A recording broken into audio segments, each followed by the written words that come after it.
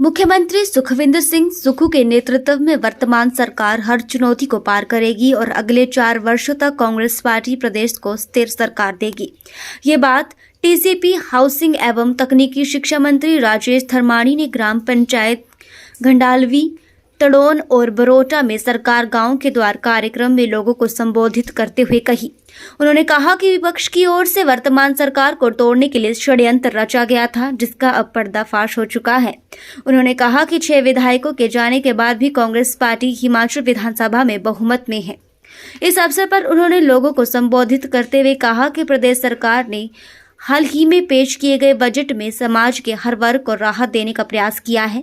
मुख्यमंत्री ने सुख आरोग्य योजना की घोषणा की है। इस योजना के तहत प्रदेश में 70 वर्ष से अधिक आयु के ऐसे बुजुर्गों और कृषकों को मुफ्त चिकित्सा सुविधा दी जाएगी जो आयकर न दे रहे हों या कोई पेंशन न ले रहे हों। उन्होंने कहा कि दिव्यांगजनों की उच्च शिक्षा के लिए सोलन जिला के कंडाघाट में एक centre of excellence for education of दिव्यांगजन की स्थापना की जाएगी। इस केंद्र में 27 साल तक की आयु के दिव्यांगों के लिए आवासीय सुविधाएं, खेल मैदान व अन्य सभी सुविधाएं प्रदान की जाएंगी। मुख्यमंत्री ने कहा कि जिन पात्र दिव्यांग बच्चों के लिए रहने की सुविधा उपलब्ध नहीं होगी, उन्हें रहने के लिए किराए के लिए आर्थिक मदद की जाएगी।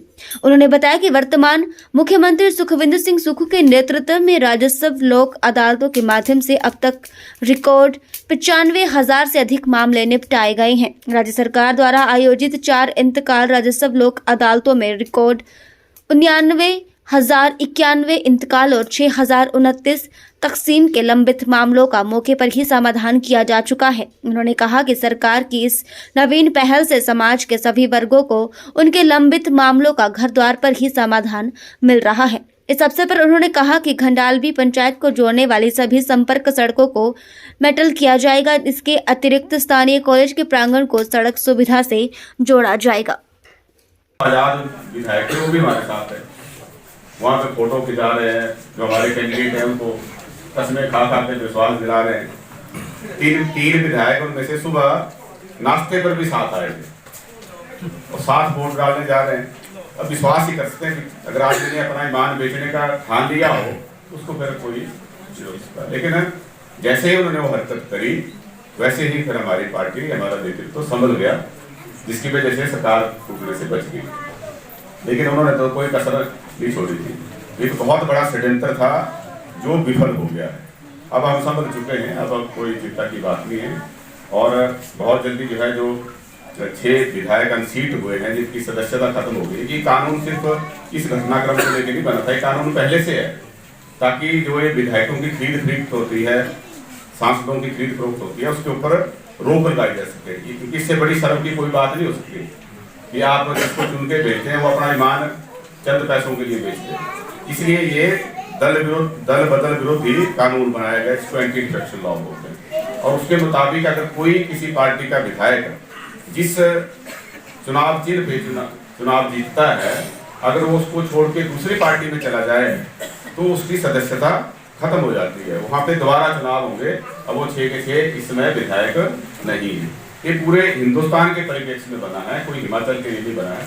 उसी कानून के तहत जो है ये 6 विधायक जो हैं इनकी सदस्यता खत्म हो गई है। आज की डेट में हमारा जो विधानसभा है उसमें 68 विधायक ना होने की बजाय 62 विधायक है। और 62 विधायकों की जो विधानसभा है उसमें हमारे पास इस टाइम 34 विधायक हैं। तो हमारा पूर्ण बहुमत है, कोई ऐसी चिंता की बात नहीं है।